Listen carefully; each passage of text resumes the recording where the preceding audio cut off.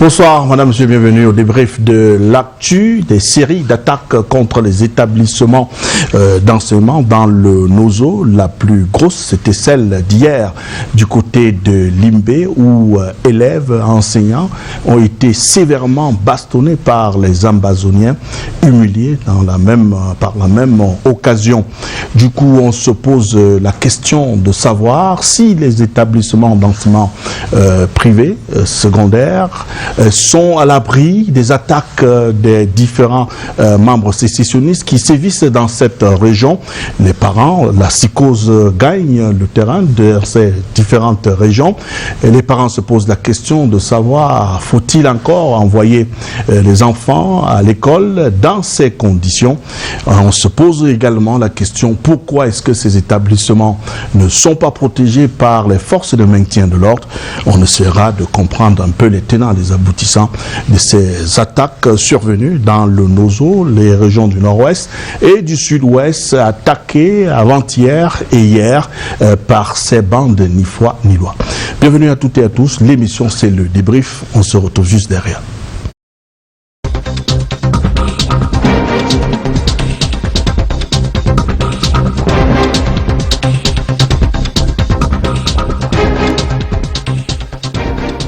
Pour comprendre mieux ce qui se passe sur le terrain, des experts nous ont fait l'honneur de venir sur ce plateau pour débriefer sur cette actualité. Ils se recrutent dans le champ politique et même de l'expertise de la haute criminalité. On commence par le représentant du Rassemblement démocratique du peuple camerounais, le RDPC, par ailleurs maire de la commune de Ngoumou, Jean-Baptiste Satebengue. Bonsoir, bienvenue. Bonsoir Bouba, merci de m'avoir convié à cette émission. Merci à vous d'avoir accepté notre invitation. Juste à côté de vous, lui c'est un politologue, je veux dire anciennement journaliste. Bonsoir Pienka. Bonsoir Bouba, merci de m'avoir convié. Je reste journaliste dans l'âme. Vous savez, Sciences Po et journaliste, il n'y a pas trop de frontières, c'est seulement la rigueur dans le rendu des faits, dans la relation des faits qui compte. Donc je reste confrère, je reste journaliste. Merci à vous d'avoir accepté notre invitation. L'expert en question de criminalité, habitué également des plateaux de Canal 2 International, Maître Oliga. Maître, bonsoir, bienvenue. Bonsoir Bouba Ngomna, bonsoir à tous les co-panélistes. Une fois de plus, le Cameroun est touché. Une fois de plus, nous sommes en train d'assister à une situation macabre qui est en train de se produire dans les régions du nord-ouest et du sud-ouest. Et je pense que le travail que vous êtes en train de faire à Canal 2, au travers de plusieurs émissions, est en train de porter ses fruits. Et je crois qu'une fois de plus, nous allons vraiment aujourd'hui, Bouba, nous devons faire comme j'ai observé en Autriche, nous devons nous regarder en face et dire qu'est-ce qu'il y a lieu de faire.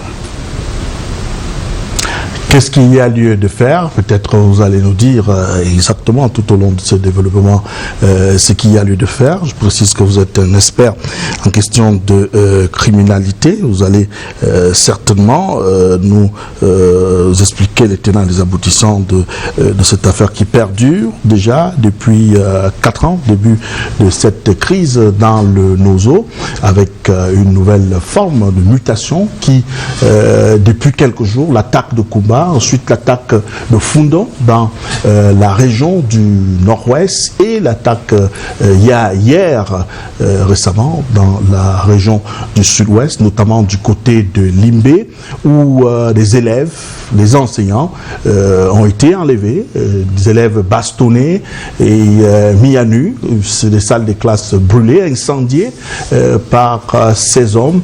Et du coup, on se pose la question de savoir qu'est-ce qui peut justifier ou qu'est-ce qui peut motiver des actes aussi criminels, inhumains, déshabiller des enseignants et des élèves en plein cours, en pleine salle de classe. Et on s'interroge un peu pour comprendre la motivation de ces personnes. Recherchent-ils toujours l'indépendance, la sécession? Pourquoi est-ce que ces établissements ne sont pas protégés par les forces de maintien de l'ordre? On se rappelle lors de la sortie du ministre de la Communication par rapport à la situation du côté de Kumba, eh bien, on a laissé croire que l'établissement en question n'était pas répertorié, n'était pas un établissement conforme, donc d'où la négligence de la protection des forces de maintien de l'ordre. Alors, Jean-Baptiste Satemengue, je commence par vous. Les images font froid au dos quand on essaye, avec l'aide de la réalisation, de revoir encore ces images des élèves à même le sol, bastonnés à la machette, déshabillés, des habits brûlés devant leurs enseignants, tous nus. C'est quand même, ça donne froid au dos. On se pose la question, c'est quelle méthode ça?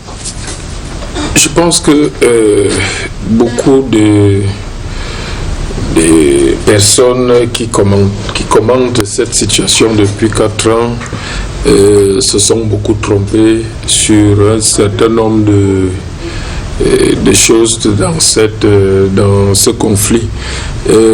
Pourquoi je le dis? Parce que nous sommes dans une société de liberté, tout le monde invoque les droits de l'homme régulièrement.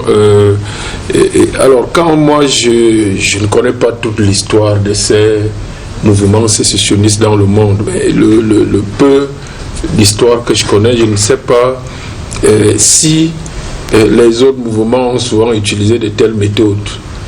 Alors vous avez effectivement la lutte armée contre un État établi, ça arrive, on l'a vu ailleurs. Alors souvent il faut pour légitimer une telle lutte armée, il faut et des injustices existantes et une adhésion de la population victime de ces injustices ou d'autres choses, maltraitance, et là dès le début de cette crise il y a une conviction pour tout observateur objectif, c'est que la population, nos frères du nord-ouest et du sud-ouest subissent une violence, ont même besoin d'être soutenus pour être libérés de cette forme d'otage. Parce que quand on a dit, et ça c'est aussi une méthode vulgarisée en Afrique et surtout au Cameroun depuis les années 90, ville morte.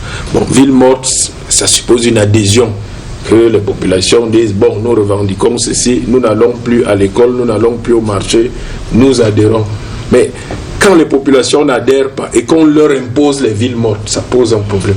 Et nous sommes des démocrates. Je crois que, partisans de la non-violence, d'abord par principe, mais au-delà de ces valeurs démocratiques, je crois que même quand on a en tête une certaine idée de l'intérêt des populations, qu'on veut lutter pour ces populations, on les respecte, on les écoute et on ne les martyrise pas.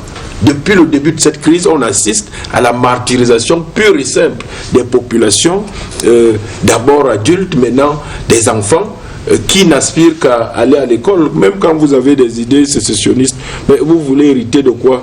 D'une population illettrée, analphabète, mourante parce que vous avez brûlé tous les hôpitaux, sans infrastructure parce que vous avez détruit tous les ponts, tout ce qu'il y a comme infrastructure au service des populations. Non, je pense que là il s'agit d'autre chose. Il s'agit d'autre chose et en tout état de cause, puisque la souveraineté et l'intégrité territoriale du Cameroun ne sont pas négociables, je crois que c'est vraiment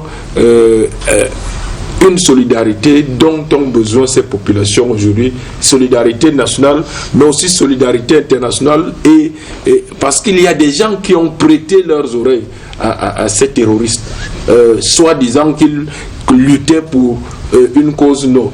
Là, on voit très bien qu'il n'y a aucune cause noble qui justifie de martyriser des enfants, de les tuer comme si c'était des animaux, et aujourd'hui de les humilier, de commettre tous ces actes dégradants qui sont vraiment des crimes contre l'humanité. On en est là aujourd'hui. Et je crois que la communauté internationale, aux côtés de la communauté nationale, doit mettre hors d'état de nuire et ceux qui agissent sur le terrain, ces bandits qui agissent sur le terrain, et surtout ceux qui ont fait croire à la communauté internationale et qui financent tout cela, les mettre hors d'état de lutte. Ça concerne aussi, on va y revenir, les forces politiques complices nationaux. Il faut que la communauté nationale les sanctionne et les marginalise. Je crois qu'on a trop joué avec ces forces politiques, une opposition alliée aux terroristes, qui martyrise la population. Ce n'est pas admissible. Il faut que l'opposition camerounaise se détache ouvertement et officiellement si elle veut rester une opposition démocratique, surtout qu'elle invoque des valeurs et des principes démocratiques. Parfois nous accusons, nous au RDPC, que nous sommes plutôt réticents à libéraliser, alors que c'est nous qui aujourd'hui incarnons plutôt ces valeurs, parce que c'est eux qui sont les alliés de ces terroristes, parce que c'est à eux que profite ce crime, ou alors ils ont pensé que ce crime leur profiterait. Alors, et je crois Pierre, qu'ils se sont trompés totalement. Pierre, quand on regarde un peu l'horreur, et même l'indignation qui peut accompagner ces images-là, des élèves bastonnés, nus, des professeurs déshabillés. Est-ce que ceux qui commettent ces actes-là veulent absolument démontrer que la situation dans cette zone n'est pas sous contrôle, surtout quand on sait que, notamment à Limbé, jusqu'ici c'était une ville paisible, il n'y avait pas d'attaque à Limbé, c'était à Kumbo, c'était à Fundon, mais là Limbé qui est attaqué en plein cœur de la ville, est-ce qu'ils essayent de démontrer qu'ils peuvent toucher là où ils veulent et quand ils veulent et repartir sans être inquiétés? Oui, Boba, je vais répondre à votre question, mais je tiens un peu à ça, c'est un devoir moral. J'ai pensé à mon prof, mon maître académique, le professeur Alain Fougué, qui est dans la lutte de solidarité nationale, qui a été arrêté il y a plus d'un mois parce qu'il allait décanter une situation qui risquait de dégénérer. Et il a été conduit pour une deuxième fois à Kondengui parce qu'il réclamait justement les marches. Les marches pour dire non à la guerre au nord-ouest et au sud-ouest. Ce qu'on doit comprendre dans cette guerre aujourd'hui, c'est que c'est le banditisme qui va davantage se développer.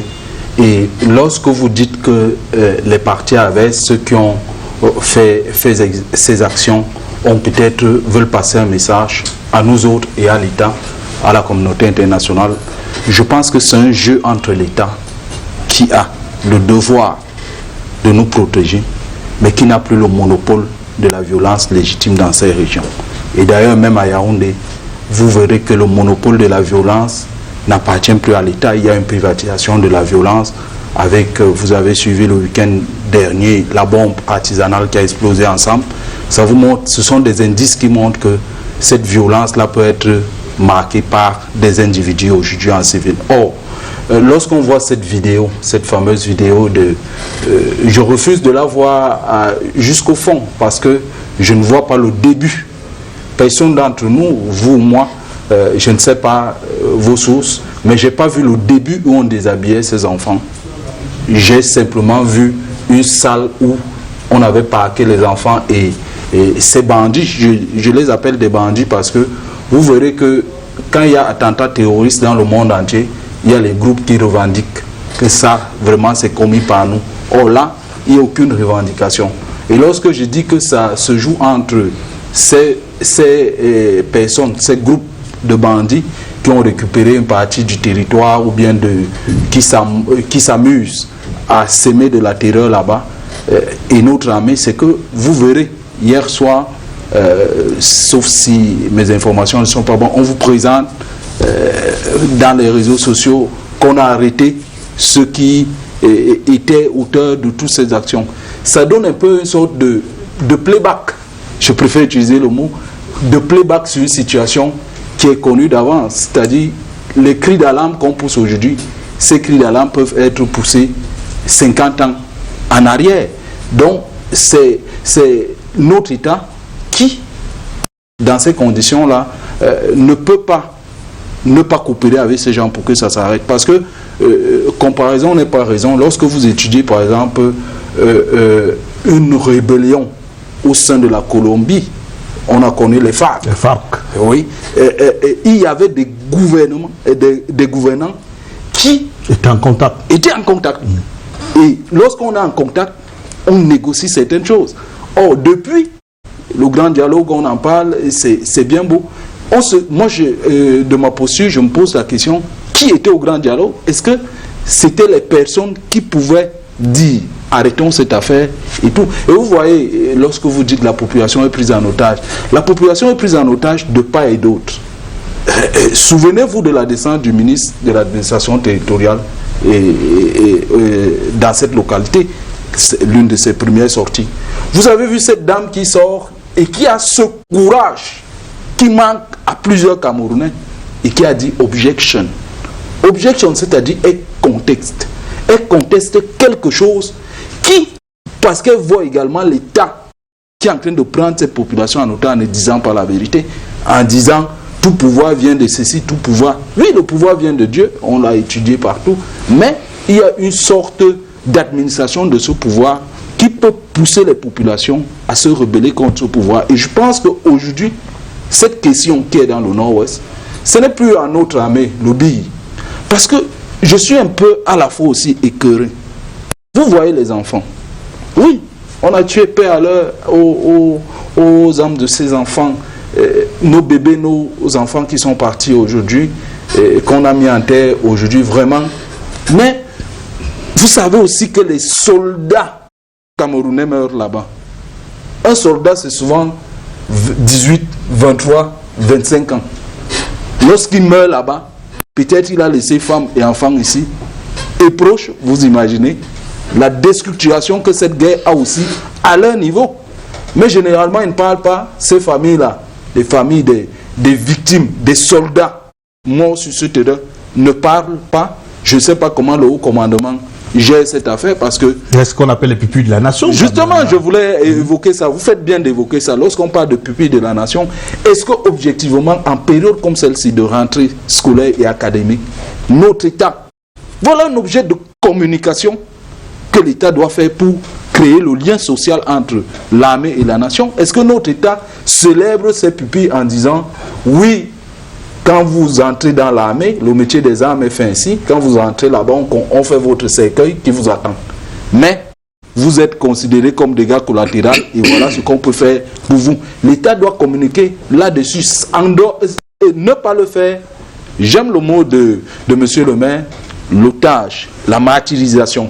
La martyrisation de part et d'autre dans une guerre asymétrique un peu difficile à gérer. Et tout ce qu'on observe là, la communauté internationale nous regarde et sans doute de plus en plus on verra. Moi j'ai peur que cette affaire qui tire ses prémices depuis 1961 et les arrangements intersubjectifs sur le plan politique prennent encore du temps faute de véritable négociation entre les parties. Alors, Maître Olinga, loin de là, notre idée sur ce plateau à vouloir justifier ou expliquer les raisons qui conduisent ces bandits, entre guillemets, à commettre des actes vraiment inacceptables, vraiment intolérables, comme ce qu'on a vu hier et avant-hier, mais on veut quand même un peu comprendre le mobile, c'est-à-dire l'objet recherché à travers ces actes-là dans le nord-ouest et dans le sud-ouest. On frappe à tout moment, quand on veut et comme on veut,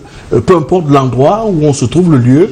Est-ce que c'est une manière pour eux de démontrer les failles de notre système de sécurité, notamment cette ville de Limbé qui a une base du BIR, je crois à Manaoubé, non loin de cette cité balnéaire. Mais comment est-ce que des individus en plein cœur, parce que ça s'est passé en plein cœur, pour les géostratèges, ceux qui sont habitués, ils savent quand même qu'une ville comme Limbé doit avoir au moins trois ceintures de sécurité. Quand on entre, on sort et on doit maîtriser cela, mais on a comme le sentiment qu'il s'agit d'une passoire.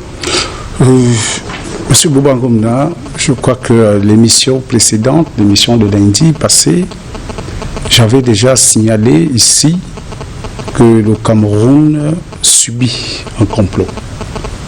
Il s'agit d'un complot oudi.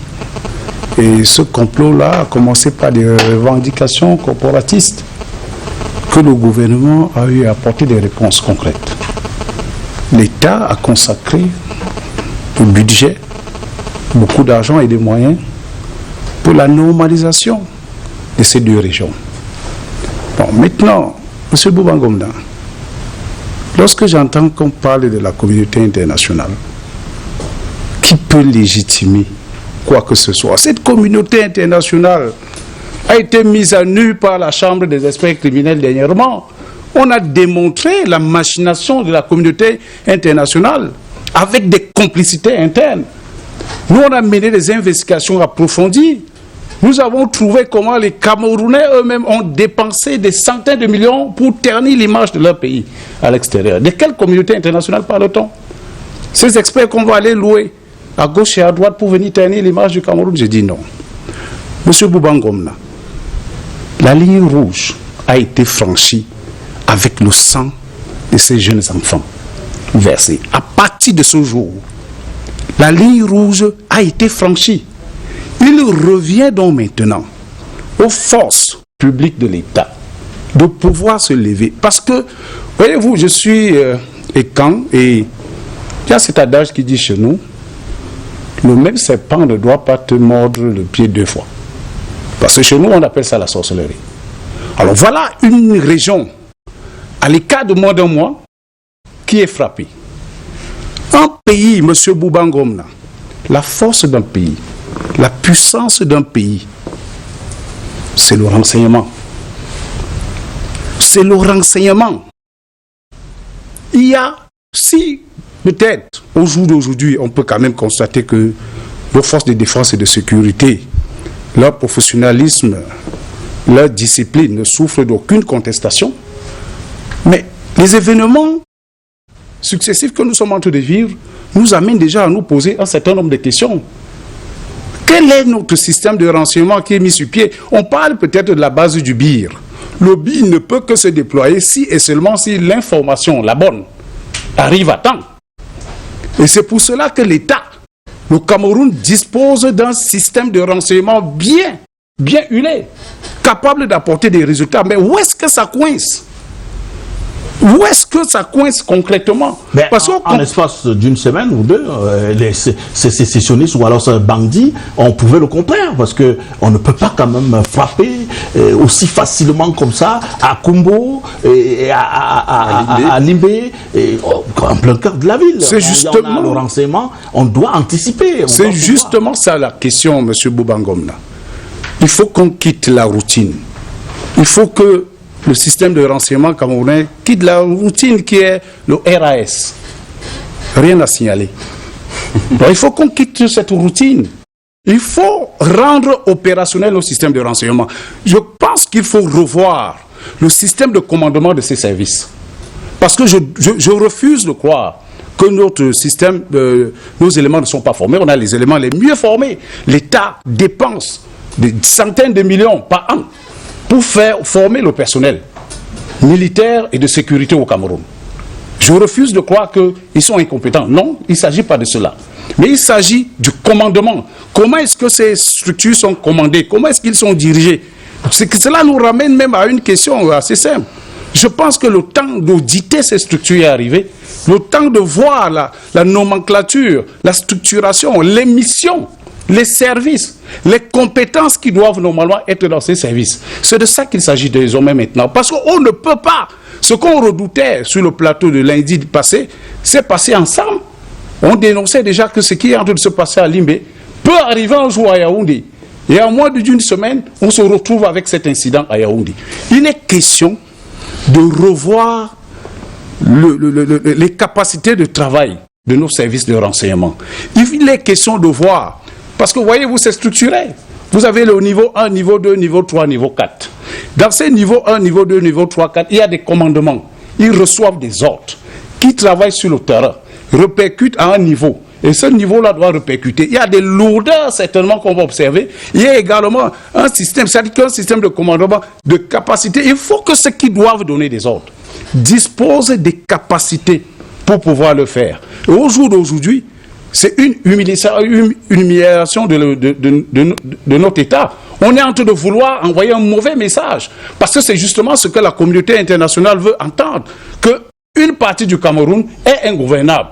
Parce que c'est ça qu'ils veulent, qu'ils cherchent à avoir pour pouvoir déployer ce que leur machination qu'ils ont déjà prévu. Donc il est question que nous sommes dépassés par les événements et il faut peut-être une intervention. Malheureusement, nous ne sommes pas dépassés par les événements. C'est ce que ces bandits veulent démontrer. Il est question simplement de revoir la structuration de notre système de sécurité. Il est question de revoir le commandement de ces systèmes de sécurité et le rendre plus opérationnel que maintenant. Alors, Jean-Baptiste Atemengue, nous sommes quand même un peu surpris, et peut-être pas totalement surpris. On veut quand même comprendre, parce que avec ce qui s'est passé, notamment du côté de Bamenda, on s'est rendu compte que le principal de cet établissement a fait une battue avec les parents d'élèves. Ils ont fait une battue d'environ près de 4-5 km hors de la ville pour aller chercher ces ravisseurs. Ils ont pu quand même ramener les 10 élèves qui étaient en otage, mais les enseignants sont restés en otage. Ça suppose qu'on sait où ces gens se trouvent. Alors, c'est là le problème. Je précise qu'il n'y a pas eu mort d'homme, parce qu'ils sont allés négocier avec ces ravisseurs. Ils ont repris des enfants et les ravisseurs ont dit qu'ils gardaient les enseignants. Et justement, il y a deux problématiques. Il y a, nous avons des phases de la crise qui relèvent d'une guerre asymétrique, mais une guerre. C'est-à-dire qu'il y a de part et d'autre des armes utilisées, de quel calibre, de quel niveau de puissance, ça dépend. Mais il est évident que même quand on a eu quelques affrontements, c'était des affrontements très déséquilibrés. Les forces hostiles n'ont pas suffisamment de puissance pour affronter nos forces de défense. Sauf que nos forces de défense essaie d'assurer le strict minimum de sécurité qu'il faut pour les populations et les biens, ne se considère pas en guerre totale contre ceux qu'on considère encore comme des compatriotes. C'est la volonté du chef de l'État de ne pas verser du sang gratuitement. Bon, alors, quand on sort de ces affrontements purement militaires, qui sont de moins en moins nombreux, et c'est pour ça que nous entrons dans une criminalité quasi ordinaire à laquelle on donne une coloration politique. Il faut vérifier. Ça peut être par moment du racket, peut-être qui sert à financer la cause, soi-disant politique. Mais là, nous entrons dans le cadre par moment de la sécurité habituelle d'une zone difficile où il y a une criminalité incontrôlée. Et même si on y enlève la couleur politique de cette criminalité, il est évident que l'État doit prendre des mesures, certaines mesures précises pour régler ce problème. Ce d'autant plus que, alors, il y a deux problématiques aussi, puisque les populations, très souvent, ont une certaine connaissance plus ou moins approfondie des acteurs, peuvent avoir la connaissance des acteurs. On l'a vu avec Boko Haram. Alors, il faut créer des conditions telles que, et ces conditions me semblent réunies, c'est-à-dire telles que la population, pour sa propre survie et son intérêt, qui aspire à la liberté, à la République, à l'épanouissement, à la dignité, ces populations s'associent donc à la force publique pour minimiser le plus possible ces actes de criminalité. Ces conditions me semblent réunies parce que si on formate les esprits des populations en les opposant à l'État tout court, on ne peut même pas régler ce problème de sécurité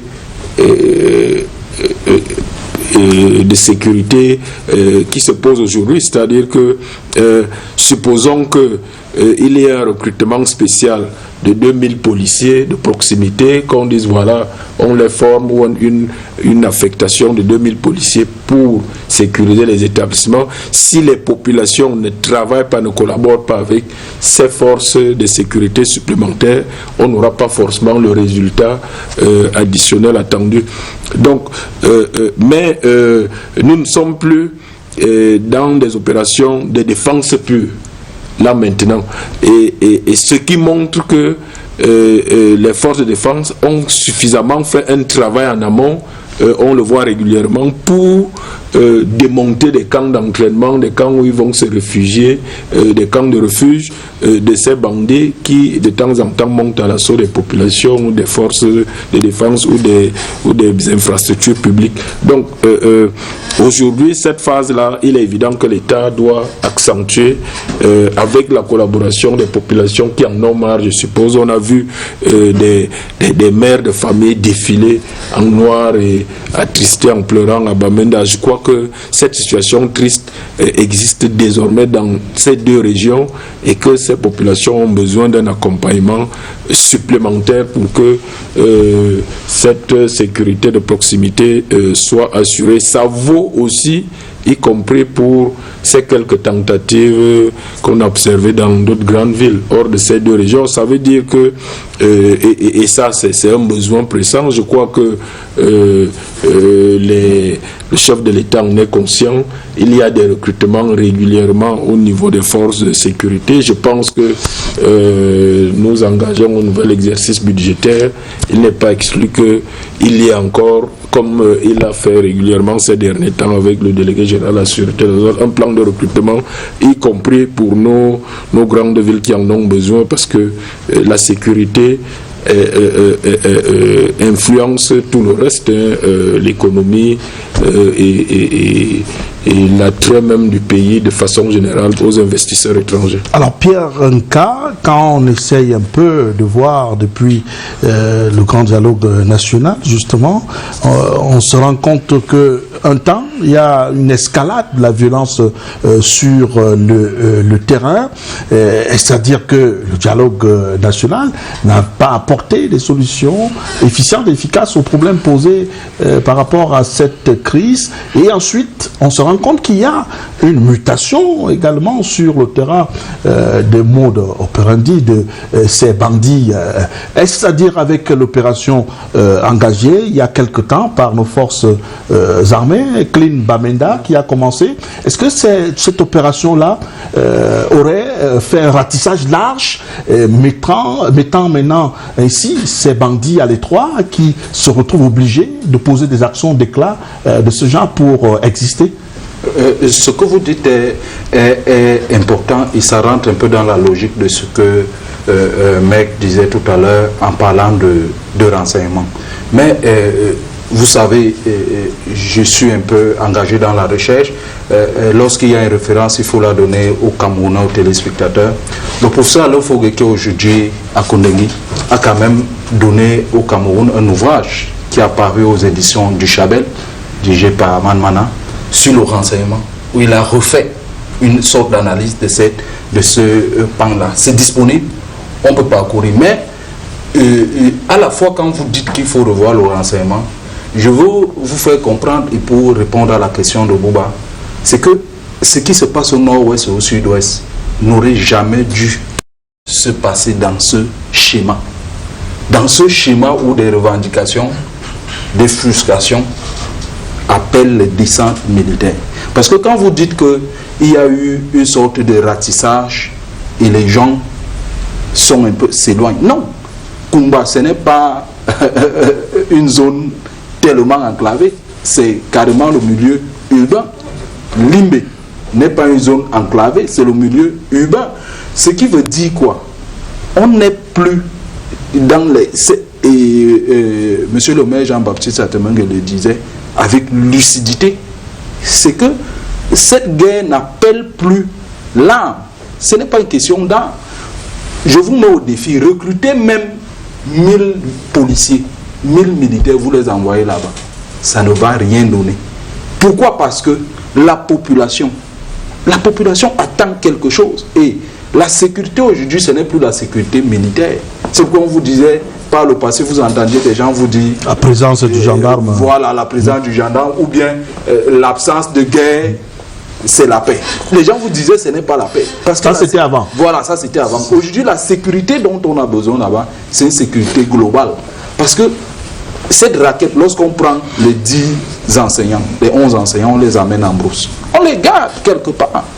Et pour les libérer, coûte que va, on va vous dire on négocie pas avec les terroristes, mais pour les libérer, soit les familles elles-mêmes vont faire des virements ou aller donner de l'argent en cash. On est dans ce niveau, c'est devenu le banditisme. Et le banditisme ne prospère que dans un environnement où l'État sait que l'action à mener est disproportionnelle à la réalité du terrain. Et là, l'action à mener par le haut commandement militaire sur le nord-ouest et le sud-ouest n'est pas la solution adaptée. On est dans, ça revient toujours économie de guerre. Oui, l'économie de guerre là permet aussi. Vous voyez quand les enfants meurent comme ils sont morts là, c'est pas prévu que ces enfants soient enterrés le même jour. Mais il y a un budget de l'État qui est mobilisé. Le Premier ministre quitte Yaoundé pour aller présider au nom du chef de l'État. Ça s'appelle un budget. Donc ces activités connexes. Et lorsqu'il parle de complot, moi je suis désolé, ne voyons pas le mal chez l'autre. Le complot qu'on vit au Cameroun est dans l'ordre, dans le camp gouvernant aussi. Pas les mots qui sortent de certains acteurs. Et c'est en cela que le dialogue, le grand dialogue que vous convoquez chaque fois.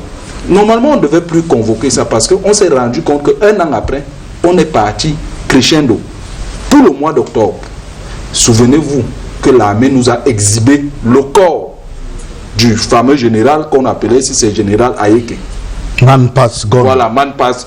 Comptez depuis qu'on a montré la photo et les images de ce monsieur à aujourd'hui.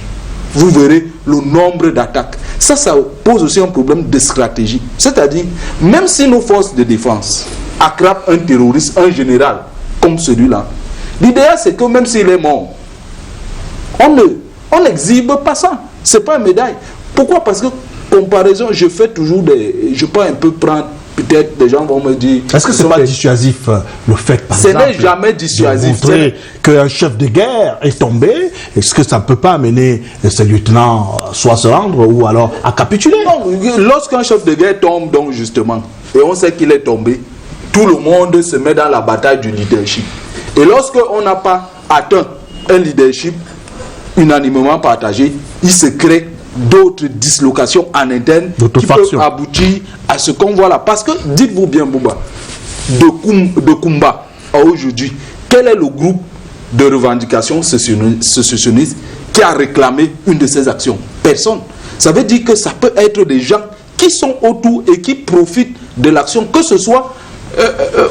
je peux être dur là-dessus et peut-être heurter les compatriotes qui vont m'écouter, mais je n'exclus pas que ce soit aussi les acteurs autour, financés par l'argent public, qui font aussi ça. Pourquoi? Parce qu'on est dans un environnement où, n'oubliez pas, on est dans la transition. La transition aujourd'hui appelle sans doute le complot, je vais vous dire mon schéma.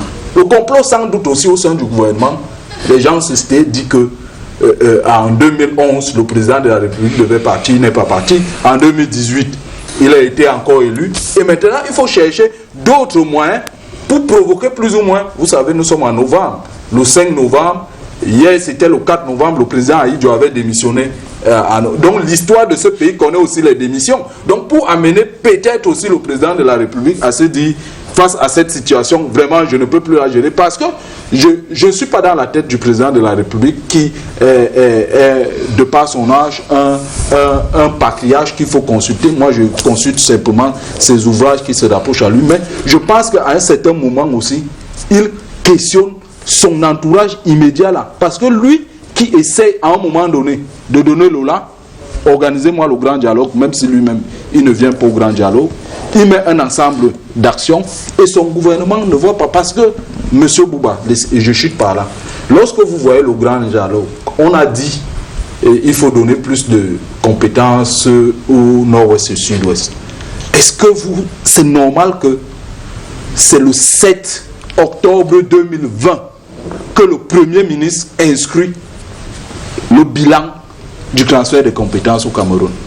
C'est impensable. Ça veut dire qu'entre un an, est-ce qu'eux-mêmes là, ils ne se font pas le fameux complot? On a vu des films, moi je regarde souvent le cinéma quand ça me dépasse, Ennemis d'État.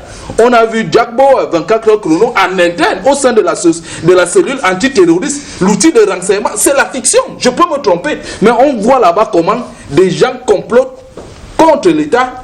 Et au final, il y a toujours, heureusement, nous on cherche toujours le Jagbo du Cameroun. Le Jagbo du Cameroun, est-ce le ministre de l'administration territoriale qui ces jours-ci s'est mué non plus en Vatangé, mais en pasteur. C'est-à-dire, il appelle régulièrement, il cite, quand il pose les 7 bougies là, il dit, ça nous sommes en pleine neuvaine, ça représente ceci. Est-ce que si ce langage-là, moraliste, avait existé en octobre, le fameux mois d'octobre devient finalement le mois le plus noir au Cameroun concernant cette crise. Est-ce que si en octobre 2016, le ministre qui niait, parce qu'il faut le dire, il y a des banques qui niait qu'il n'y a rien là-bas, et vous avez dit que le président de la République a pris des mesures, Monsieur Bouba, c'est une enquête pour nous tous journalistes. Allons faire une enquête sur les gens qui ont été recrutés à la nouvelle section de l'ENAM. Si par hasard, je passe sur l'hypothèse, si par hasard, ça reste les fils d'eux, comme l'ENAM a toujours été dans l'imagerie populaire, fils d'eux, ça veut dire que ceux qui activent ça sont les complots tels que Maître nous dit. Profiter de la rente. Alors Bianca, il regarde beaucoup de films, même de fiction, il essaye de nous ramener ça, c'est aussi ça, mais bon, le film de cinéma est parfois loin de la réalité. Non, aussi. il est toujours ça, un message qu'on parle. Hollywood est là pour véhiculer, pour travailler les cultures, pour passer un message. Alors maintenant, je veux qu'on en vienne très rapidement aux solutions, après avoir fait un diagnostic froid, comme l'a fait d'ailleurs Pierre, de la situation, avec les acteurs, les enjeux, de tout ce qu'il peut avoir par rapport à cette crise. Je voudrais quand même, avec les éléments déclencheurs vécus les 2 dernières semaines, avec l'attaque de Kumba, l'attaque de Limbe et de même de Bamenda, est-ce qu'on peut s'attendre à la collaboration franche, sincère de ces populations qui vivent au quotidien, il faut le dire, parce que ces Zimbabwe ou ces sécessionnistes, véritablement, n'ont pas pour base à rien la brousse, ils vivent au quotidien avec ces populations. La brousse, c'est pour aller garder le butin et ils reviennent. Est-ce que, avec ce qui s'est passé, notamment l'horreur, l'indignation qui a suivi après le massacre des enfants, est-ce que on peut dire que non, mais ce n'était pas ce qu'on s'était dit, entre guillemets. C'était pas ça au départ. Maintenant que vous retournez contre nos propres enfants, eh bien, on va vous dénoncer. Monsieur Bouba, sauf je voulais commencer par dire à mon voisin que je ne suis pas un amateur de films de fiction.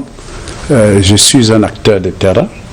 Je viens d'être à la tête d'un démantèlement d'un complot contre le Cameroun de 14 experts des Nations Unies, avec une collaboration de nos compatriotes internes. Un complot. Donc je parle de l'action menée par moi-même et une équipe d'experts camerounais. Donc il ne s'agit pas de science-fiction, non. Il s'agit d'une réalité. Le Cameroun n'est pas en train de voir un film de Jack Bauer. Le Cameroun est en train de subir des actions qui, ma foi, on a tout fait pour colorer ces actions-là sur le plan politique, sur le plan des revendications et autres. Au jour d'aujourd'hui, on a affaire à des barbares. Plus personne ne peut nier. Plus personne ne peut pouvoir dire le contraire aujourd'hui. Mais l'heure n'est plus au dialogue. Il y a eu dialogue. Le gouvernement a servi sur le plateau à toutes les communautés de la nation le dialogue qu'il fallait. Les résolutions sont sorties, les résolutions sont implémentées sur le terrain, au fur et à mesure. On ne peut pas dire le contraire. Mais au jour d'aujourd'hui, je pense que cette communauté internationale dont vous voulez absolument vous appuyer est témoin des exactions qui sont menées actuellement dans le sud-ouest et le nord-ouest, mon cher. Par contre, ce qu'il y a lieu de faire, de comprendre, M. Bouba, comme solution, nous avons créé des corps spécialisés au Cameroun pour lutter contre ce type de criminalité, ce type de banditisme. Je m'avais posé la question de savoir où est le GEPIC. Le GEPIC a apporté des solutions dans la lutte contre les coupeurs de route. Dans le Grand Nord. Le GEPIC a apporté des réponses. À quoi sert actuellement le GEPIC? Sécuriser le 7? Mais non. Mais M. Bouba Ngomna, où est le GSO? quelles sont les missions actuelles du GSO? C'est sur cette spécial d'opération qui est voici des structures spécialisées capables du domicile de Camto, capables d'apporter des réponses concrètes dans ce secteur. Monsieur Boubangomda, je crois qu'on fasse. Vous savez, on a vu, vous avez pris l'exemple de l'opération de Bamenda, Clean. Mais c'est un homme qui mène cette opération, le général Cavalaire. Dès qu'il a été nommé, il y a eu une tendance qui a complètement changé avec les actions menées par le général Cavalaire. Il s'agit d'abord des hommes qui commandent des troupes sur le terrain, les qui dirigent ces troupes, les qui les galvanisent, les qui donnent les ordres. Comment est-ce qu'ils reçoivent ces ordres-là? Comment est-ce que le renseignement du terrain remonte-t-il pour pouvoir être exploité et immédiatement mis en opération? Il y a l'ensemble de ces questions et vous allez trouver qu'il y a un problème d'hommes. Il faut des hommes qu'il faut à la place qu'il faut dans cette structuration sur le terrain. Et de deux, ce qu'il faut savoir, moi, je suis très gêné d'entendre mon compatriote qui pense que d'aucuns doivent ne pas aller en prison et d'autres doivent marcher au mépris des règles de la loi de la République et faire ce qu'ils veulent de la République. Je dis non, Monsieur Boubangomda, le temps est venu d'utiliser la fermeté judiciaire. Il faut que tous ceux-là qui sont encore en liberté, qui sont à l'origine, qui sont les causes de cette situation, doivent être arrêtés et jugés. Oui, il faut que la justice fasse son travail. C'est ce que nous sommes en train de demander actuellement. On a trop laissé aller, il y a eu trop.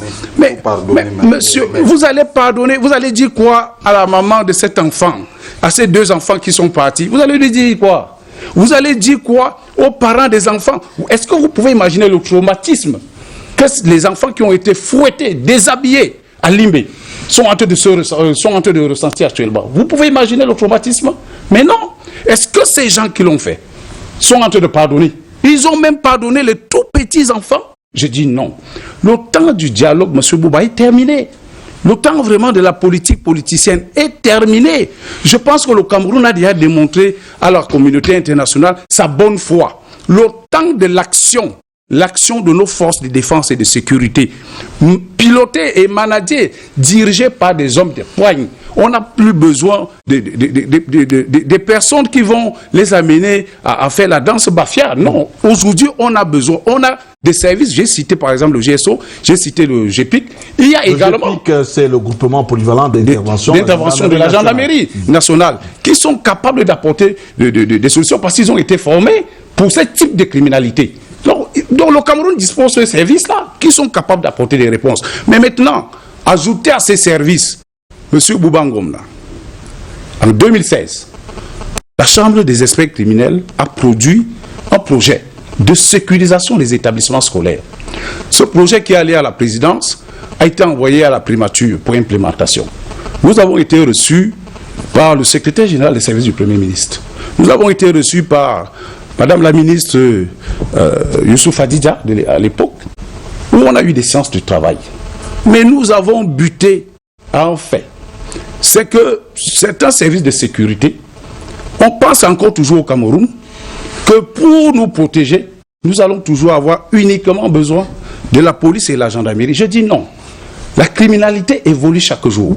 Et le Cameroun a besoin de revoir le dispositif de sécurité qu'il faut. Le Cameroun a besoin de réadapter, de restructurer les services pour répondre à des besoins sécuritaires de l'heure.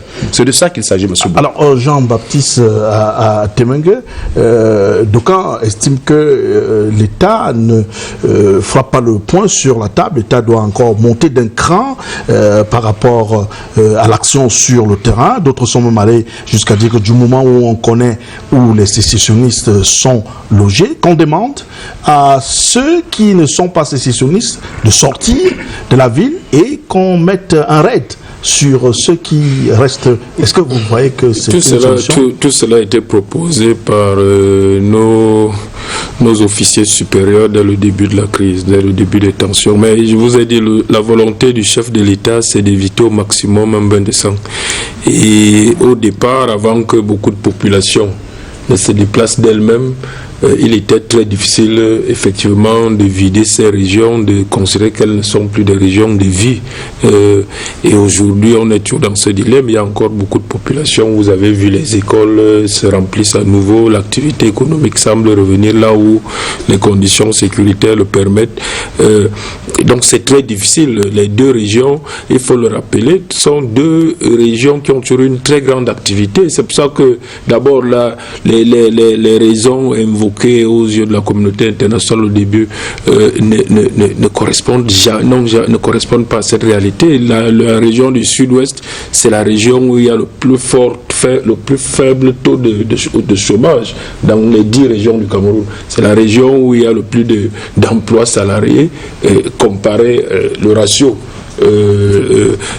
population active, emploi salarié. Donc c'est ailleurs qu'il faut chercher les choses. Et même quand il y a d'autres problèmes connus dans ces deux régions, comme dans les 10 autres régions, c'est pour ça que je dis, il y a un discours qui tend à légitimer. Ce discours, moi je le condamne depuis le début de la crise. Nous sommes des démocrates. Les démocrates qu'on vient manipuler ou corrompre sur la scène internationale doivent demeurer démocrates. En démocratie, quand il y a des problèmes, on ne prend pas l'arme et la machette. On délibère. Oui. Si un gouvernement est incapable de trouver les solutions, on élit un autre. Si un conseil municipal est incapable de trouver une solution avec son maire, on élit un autre. Si un député est incapable d'assumer, si ses électeurs pensent qu'il n'assume pas son rôle, on élit un autre. On ne prend pas la machette et les armes. On ne prend pas la machette et les armes. Ça, c'est le principe de base pour tout démocrate. Ici, comme nous avons voulu construire une société démocratique, comme ailleurs, ce qui est étonnant, et là je suis d'accord, nos États sont encore très fragiles. La preuve, c'est que on arrive facilement à corrompre des acteurs de la scène internationale et qui prennent la parole, y compris des membres du gouvernement étranger, ignorants de la situation, corrompre, et qui prennent la parole pour mettre au mur nos dirigeants légitimement élus par le peuple camerounais. Et pour faire croire dans cette manipulation que le problème est autre que ce que nous on connaît comme réalité. Aujourd'hui, effectivement, ça devient de plus en plus clair que ces gens étaient corrompus. Nous avons une soi-disant société civile, des gens qui disent qu'ils défendent les droits de l'homme, mais des corrompus purs et durs. Et on le voit aujourd'hui par leur attitude. C'est-à-dire que, et d'ailleurs on l'a souvent dit, il y a eu des fonctionnaires des Nations Unies ici, corrompus, qui étaient les relais des Amazoniens. On a montré toutes les preuves, mais c'est cette voix-là qu'on entendait. Et certains de vos médias relayaient ça. Et quand on m'a même interpellé, une ou deux journalistes, relais médiatiques de ces gens, ça c'est devenu un problème de droits de l'homme, alors que ça c'était une guerre que cette dame ou ces gens menaient contre l'État du Cameroun, contre le peuple camerounais. Et il s'agit en réalité de ça. Je pense qu'il faut revenir à ça. Les Occidentaux veulent toujours tribaliser notre État. Tout à fait. Ils nous disent, devenez des républiques, démocratisez-vous. Donc, adopter une conscience républicaine nationale. Mais eux, c'est eux qui sont à l'écoute des plaintes tribales, invoquant des droits de l'homme et tout ça. Le problème anglophone, au départ, est d'abord et est toujours aujourd'hui un problème tribal. Voilà. Et quand les républicains du Cameroun, et c'est pour ça que le ministre de l'administration territoriale avait raison, quand on est républicain, on n'accepte pas des problèmes tribaux. Il avait raison pour dire qu'il n'y a pas un problème anglophone tel que ceux qui le présentaient. Parce que, et ça, ceux qui écoutent ça, ce sont des gens qui légitiment et qui veulent nous plomber, nous garder dans le tribalisme. Et on est dans ce piège. Sauf que 4 ans après, 10 millions de nordistes. La République, sauf que 4 ans après, 10 millions de nordistes. Tout ça, c'est pareil. Tout ça, c'est pareil. Et les autorités écrivent 10 millions de nordistes sur les papiers en tête de ce pays. Le problème est le suivant, c'est que quand on est autorité d'un État du niveau de développement comme le nôtre, on est obligé d'être pragmatique. Le chef de l'État a bien pris des mesures dérogatoires qui ne sont pas forcément républicaines, mais pour apaiser la situation dans le nord-ouest. Ces mesures ne sont pas des mesures républicaines au sens pur, mais il faut les prendre pour apaiser, pour qu'on évolue progressivement. Et les gens ne veulent pas le comprendre. Les régions du nord-ouest sud-ouest sont le territoire du Cameroun. Absolument. À 100%. Je suis Camerounais, j'ai le droit de m'y établir. tu es Camerounais, tu as le droit de t'y établir comme tout autre citoyen. Il est hors de question de penser qu'un bout du territoire de Camerounais appartient même d'abord à quelqu'un, quelle que soit sa tribu. On est d'accord. La tribu n'est pas propriétaire d'un mètre carré de territoire Cameroun. Il faut enlever ça à la tête des Camerounais. Donc si un régime véritablement républicain décide que voilà, le territoire du sud-ouest n'est pas au Bakweri, c'est le territoire camerounais, point. On peut effectivement les vider. C'est ce que fait d'autres fonds de gouvernement. En Chine, quand il y a eu des velléités, comme la Chine est pluriethnique, plurireligieuse et tout, qu'est-ce que le gouvernement chinois fait? A réglé ça autrement. Et c'est pour ça que vous aurez les Occidentaux, pour mener la subversion à la Chine, vont vous dire, les Tibétains, on les a dépeuplés, on les a dessouchés de leur sol. Mais pour le gouvernement républicain chinois, il n'y a pas un sol qui appartient à une tribu. La Chine appartient à tous les Chinois. Donc, je crois qu'il faut d'abord mettre ça comme préalable en amont. Et ça va nous permettre nous-mêmes d'avancer. Or, quand nous amenons nos plaintes tribales, corrompre les quelques fonctionnaires corruptibles sur la scène internationale, ils mettent en difficulté le dirigeant. Après, on vous dit, si vous le faites, vous faites des génocides, vous exterminez, vous faites ceci, et c'est un motif de légitimation de ceux qui veulent arriver au pouvoir par tous les moyens. Alors, qui utilisent cela, qui utilisent ce chantage. Pierre, on va aller au pas de course avec dernier tour de table maintenant, puisque on a apporté beaucoup de solutions à cette crise. Jusque-là, elle perdure depuis plus de 4 ans. Est-ce que, selon vous, politiquement, le problème n'est pas ailleurs? Est-ce que, véritablement, ces acteurs ne cherchent pas autre chose que les revendications qui ont été mises sur la table? D'aucuns ont parlé, par exemple, de la forme de l'État, qui est un réel problème pour eux. Est-ce que l'État en place donne des solutions nécessaires pour vraiment mettre un terme à cette crise? Pour emprunter une image, l'État met la bande où il faut d'abord faire une vraie chirurgie et aboutir à pour permettre à la plaie de guérir. Pourquoi? Parce que les résolutions du grand dialogue, elles n'ont aucune valeur normalement légale. Lorsque vous parlez de forme de l'État, qu'est-ce qui coûte au gouvernement RDPC de mettre sur la table lors de la prochaine session une session ou une disposition constitutionnelle où on règle le problème peut-être de forme de l'État? On dit si le président est de dévolution du pouvoir, si on dit si le président est ceci, l'autre doit être de telle région. Ce sont ces arrangements intersubjectifs qu'il faut aujourd'hui. Et lorsque M. Atemengue parle... C'est ça qui justifie de tuer les enfants. Ça ne justifie rien. Parce que quand on vous entend parler, on croit que ça justifie de tuer les enfants, de tuer les hommes, de détruire les hôpitaux, de brûler les écoles. Ça justifie ça? Monsieur Jean-Baptiste Atemengue... Et qui vous a dit que le peuple camerounais est d'accord avec ça? Monsieur Jean-Baptiste... Dans sa majorité. Le peuple camerounais est un. Il n'est pas tribalisé. Il est un. Monsieur Jean-Baptiste, vous allez laisser. Vous allez prendre votre temps de parole. Vous allez laisser. Parce que c'est le dernier tour de table. Vous allez laisser terminer son temps de parole. J'ai aimé votre démonstration quand vous avez parlé de ces Camerounais qui vont corrompre les fonctionnaires internationaux pour ternir l'image du Cameroun. Mais lorsque vous le dites, vous regardez seulement le camp d'en face. En 2018, c'est le gouvernement qui donne même un argument de délégitimation du président de la République, parce que le gouvernement a donné, par exemple, de la parole aux faux observateurs de Transparency International. C'est pourquoi je vous dis, et moi j'insiste là-dessus, n'en déplaise que vous disiez, que vous me taxiez les gars de Transparency International.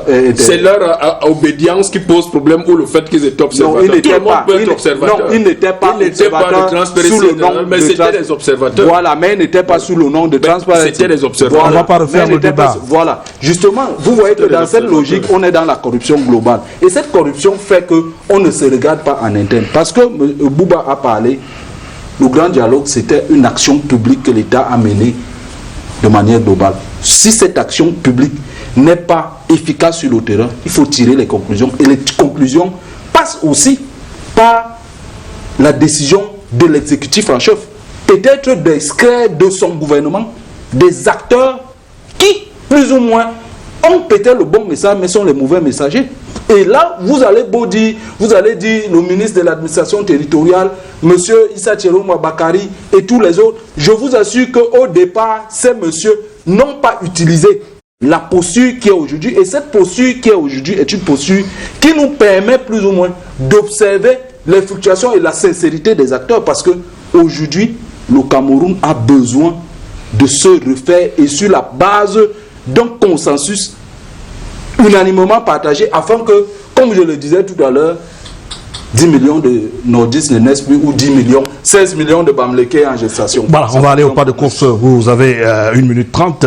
Je compte sur votre esprit de synthèse. 1 minute 30 pour vous. Également, monsieur Jean-Baptiste Atemenga, mais je commence par vous. Est-ce que si ces bandits continuent à commettre des exactions sur le terrain, la psychose va forcément gagner les populations et ils vont également atteindre leur objectif, c'est-à-dire empêcher que l'école puisse avoir effectivement droit de cité dans cette zone. Est-ce que ça ne nécessite pas une montée en puissance du GEPIC ou du GSO sur le terrain?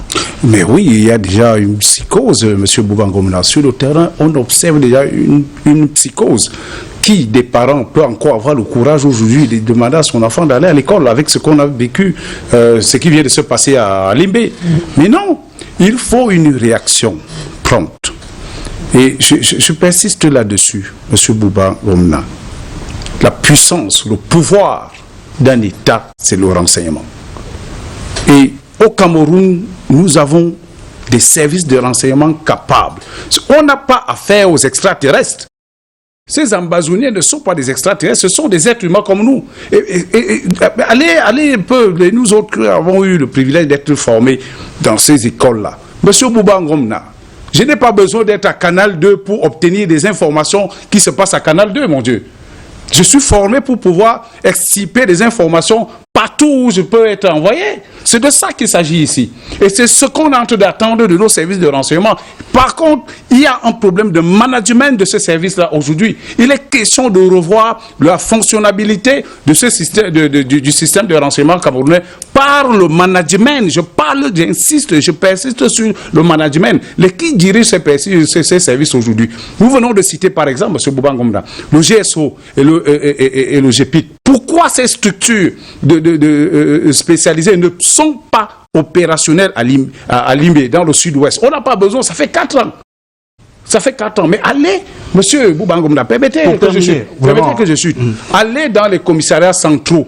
Allez dans les compagnies de gendarmerie à Yaoundé et à Douala. Vous allez voir comment le personnel est bondé dans les services. Pourquoi est-ce que ce personnel-là ne peut pas se retrouver au niveau de Limbé, au niveau de Kumba et Fumbot? Pourquoi?